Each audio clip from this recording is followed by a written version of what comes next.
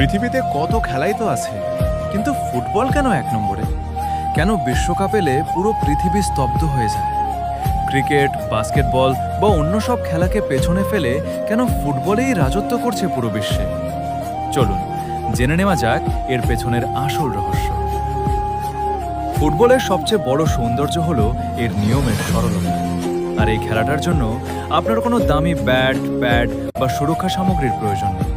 শুধু একটা বল আর গোলপোস্ট হিসেবে দুটো ইট হলেই যে কোনো জায়গায় খেলা শুরু করে দেওয়া যায়। ধনী হোক বা গরিব, ফুটবল খেলার দরজা সবার জন্য সব সময় উন্মুক্ত। আজকের এই ব্যস্ত দুনিয়ায় মানুষের সময়ের বড্ড অভাব। ক্রিকেট যেখানে ঘন্টার পর ঘন্টা, এমনকি দিনের পর দিন চলে, ফুটবল সেখানে মাত্র 90 মিনিটই শেষ।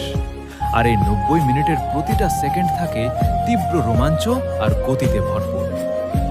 শেষ বাঁশি বাজার আগের মুহূর্তেও একটা গোল পুরো ম্যাচের ভাগ্য বদলে দিতে পারে। ফুটবল হলো সাধারণ মানুষের স্বপ্ন দেখার জায়গা।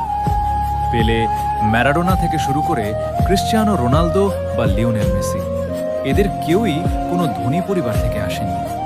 দারিদ্র্যের দেয়াল ভেঙে ফুটবলই তাদের বিশ্বসেরা বানিয়েছে। ফুটবল আমাদের শেখায় ব্যাকগ্রাউন্ড যাই হোক না কেন, পরিশ্রম করলে রাজত্ব করা সম্ভব। জানলে অবাক হবেন, জাতিসংঘের চেয়েও বেশি দেশ ফুটবলের আন্তর্জাতিক সংস্থা ফিফার সদস্য।